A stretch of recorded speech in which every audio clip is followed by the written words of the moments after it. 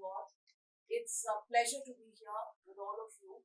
Afternoon sessions are always a challenge simply because after lunch people are sluggish. So I try and make this interesting because engaging with audiences is what I do for a living. Uh, I was given this topic about crisis and how to manage crisis. I just want to tell you that crisis is our middle name. My name is Navika Crisis Kumar because that's what I'm expected to solve a dozen times in a day. And that's what television journalism is all about, looking at your newsroom, looking at this 24-hour monster that needs to be fed every minute. So crisis is our life, and we need to manage it all the time. And in the middle of those crises, there are other crises, subsets of crises that keep happening. So, we have many people think nerves of steel, and we just go about it with great amount of equanimity. But yes, there are stressful times, and there are times when you have to just pause and look at that new crisis, the new challenge that comes your way. And believe you me, there have been many such challenges that keep coming virtually every other day. So when I started my career in print, the challenge and the crisis was, do I have an exclusive story? Because every newspaper has a front page and then it has many pages inside. The competition amongst journalists would be, I'm having a emotional crisis because I haven't reached the front page in a long time. So that would be a crisis that we would have to deal with. On a day I got a big story, the crisis would be, is there a better one that's competing with me? Will my story make it to page one? Will it not? Because that's the kind of competition that exists. And someday it might just be a regular event that is so big that will occupy so much space on page one that good stories, exclusive stories, stories that you worked on never make it to that front page because they came on a day when there were so many other normal events. So those were the crises that I dealt with about 10 to 12 years of my career in print. And then at an age when most people left television to go back to print, I actually came to television. So it was a crisis because whoever I met after I did this midterm switch in career from print to television, everybody told me, you're going to do television now after 15 years of print journalism? Television is a totally different animal. You're not going to be able to make it here because this requires a totally different skill set. And that's the crisis inside that you have. Will I, won't I? And we all have this crisis inside us that what we're going to do, will it be successful or not? Because that weighs so much on our mind because we've been taught to be successful. And how to be successful, I don't know how much time we spend on that learning curve, but we all know that in the end, we have to be successful. And that's how we're going to be judged. So the first few months in television were rocky, choppy, a bundle of nerves inside of you. And I joined this new channel, which was going to come up. It hadn't even launched then. I was part of the launching team of Times Now. And for 6 months, we were just working to bring out a channel. We didn't know what the response to that channel would be. We didn't know how to handle what is it that people would like. And so that was crisis, crisis, crisis every day. And then the launch date kept getting postponed. So there was crisis again because Times Now had become a joke. Wherever we went, people used to ask us, Times when? So that was a crisis of confidence. So we did that. We worked. One thing that I learned in those periods of turmoil, uncertainty was keep your focus. Keep your eyes on the ball. Never played cricket, but remember the mantra there. Keep your eyes on the ball. Don't take your eyes off the ball or you lose it. And that's what's happened.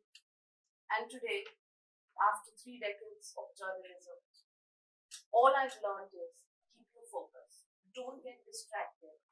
Don't think about crisis. Don't think about success before you've actually put in your honest, sincere hard work.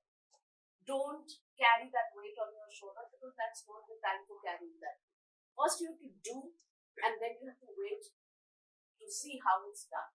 So, first, when you're in the phase of doing it, just do it, and then leave the rest to people and maybe a little bit of stars and planetary movements. Because luck plays a big role as well, apart from hard work. So that's how this journey in Times Now began. And then you went on. You never stopped.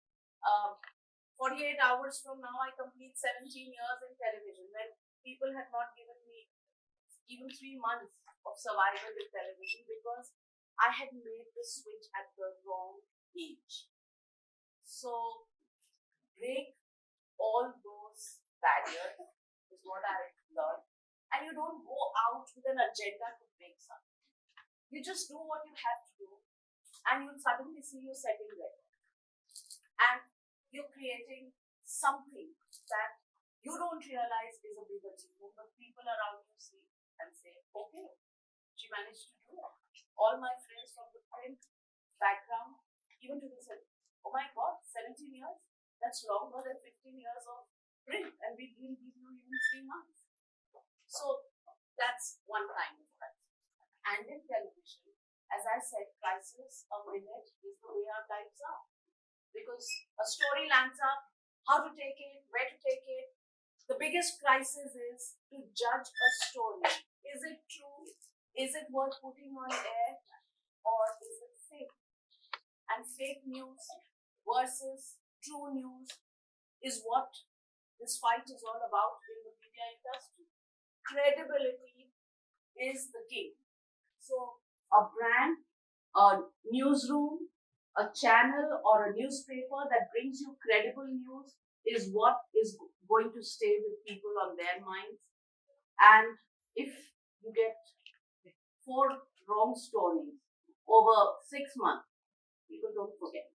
People say, oh, this channel, this one did a wrong news there. So how do you create brands? How do you create your credibility? And that requires people like us, journalists, motivates us to do the hard work.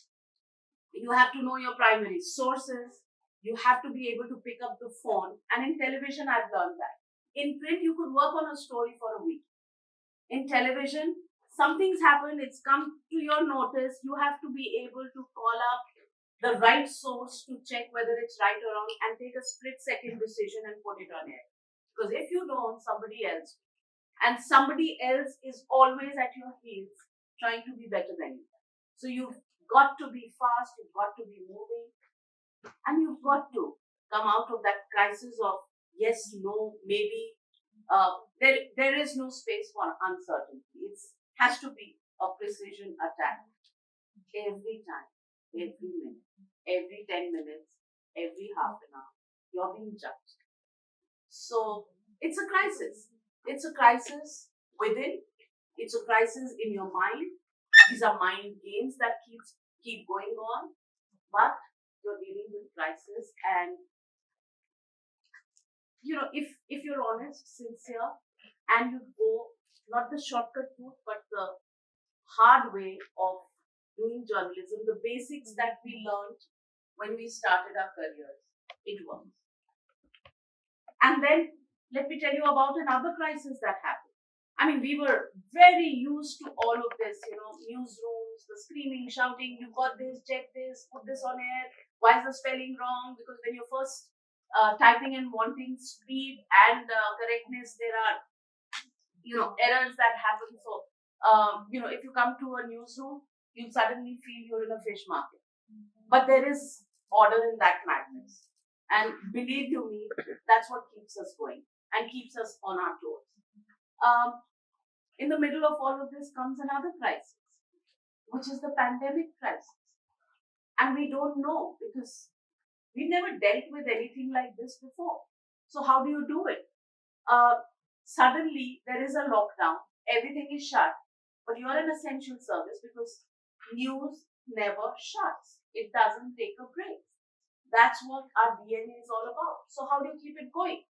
You keep it going by making three teams. We made two teams first. One team doesn't meet the other team. So that if one person in one team is infected, it doesn't travel. So we have a reserve team. And then we realized one person here and one person there got. So two teams were down. So then we learned the art of having four teams and then six teams. Like amoeba, we were multiplying our teams and the teams were getting smaller and smaller. But we had to run the operations so that on screen, no different shows. Reporters were on the ground. They were in hospitals where there was confusion. They were out there with laborers who were migrant laborers who were going back home. They were in crowds. We had to look after them. Yet we had to be on the ground. And that was another learning of a crisis and a big time human crisis.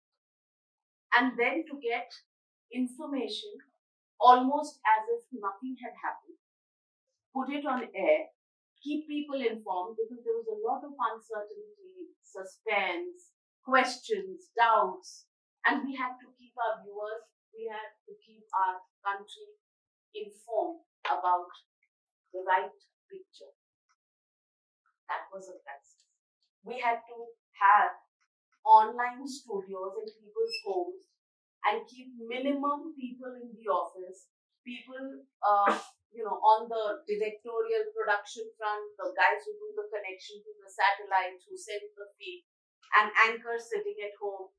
And something that viewers don't realize is that when you're sitting at home, your voice and picture goes to the PCR, the production control room, from where it is beamed to the satellite. So there are delays. And in television, it can be extremely nauseating for a viewer to see that. Why? Because I speak something, by the time it reaches the person I'm speaking to, there is a 6 second delay. So it seems like I asked a question, the other guy hasn't heard it because he's not responding. He hears it after 6 seconds.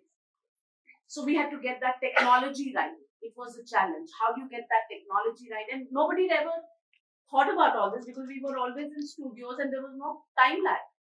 We hadn't dealt with an issue like that. So small things cropped up. We learned how to do Zoom live, sitting at home without a camera because nobody wanted, your camera persons to come in, your engineers with their satellite connections to come in. So you were connecting through virtual newsrooms, virtual studios, and you were doing virtual backgrounds.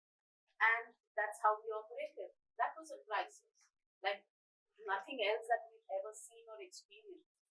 And then there was the lockdown phase, and then there was the second wave.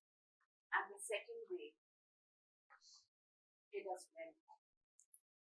We had a newsroom of about 100 people, 67 people were down with COVID. And those 67 people, their families, they got it really hard. There was no oxygen, there were no hospital beds, and we had a human crisis at hand. We had to deal, these were our colleagues. These were people we had worked with. So there was an emotional crisis. We dealt with that. We tried to do, there were no medicines, nothing was remdesivir, and you all know what we went through in this country and in every other country. We had to really, emotional support had to be given to these families which were fighting, yet we had to keep the newsroom running as if nothing had happened, with 2/3 of the newsroom down. And we kept it going. There was never a program that was repeated. It was live television as on any other program. We survived from that crisis. And you know what it did to us? We were planning to bring in a Hindi channel. In any case, we were late. There were so many other brands in the Hindi market. And Times Group didn't have a Hindi channel. So what did we do? Let's let's wait for the pandemic to end and then let's do this launch, let's do that launch, and we plan it big. And in the middle of it, we just said, chuck it. We're launching it now. In the middle of a pandemic, last year, June, we decided that we will launch a new channel. I think 15th of June or thereabouts was our first meeting that we launch it now. When can we launch it? 15th of June, 15th of July? I said, let's not be that ambitious because we don't even have people hired. We don't know what it's going to look like. So design elements have to be made. We have to get a team together. We've got to, have them work together. We have to build a program set. We have to do all of that. So 30 days is a big month. And we extended it, but we extended it by just 2 weeks. And in 45 days, we launched a new channel called Times Now Navika. 1st of August last year. And we launched it as an HD channel because in the middle of the year, nobody was signing up for distribution contacts. Because they said it's a COVID market, we're not doing anything. No distribution is going to happen. So we just launched an HD channel. And January 1, we made it a normal channel, which private distributors could watch. And then there is another satellite called Free Dish. And 1st of April, we came on Free Dish because the auctions of that satellite happened only in April.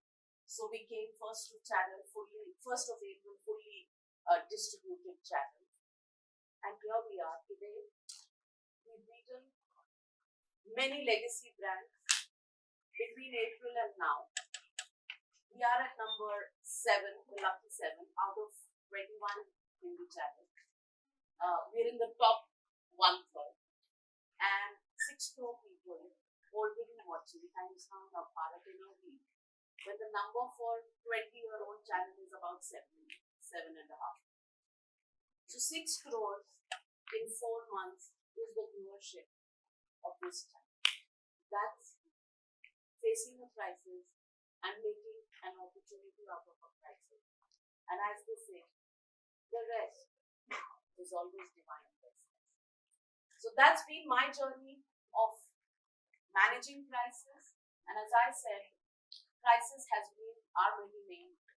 Today, the crisis that we look at for the future is fake news versus true news. How to fight that challenge.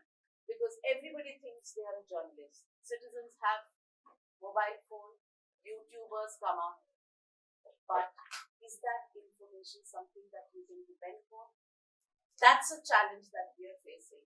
Because in India, people have opinions and lots of them. One person comes up with a million opinions.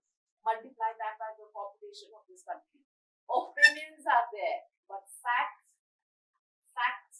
cannot be compromised on.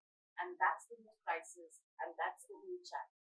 So I never look at a crisis as a crisis. I look at it as a challenge, and a challenge that has to be.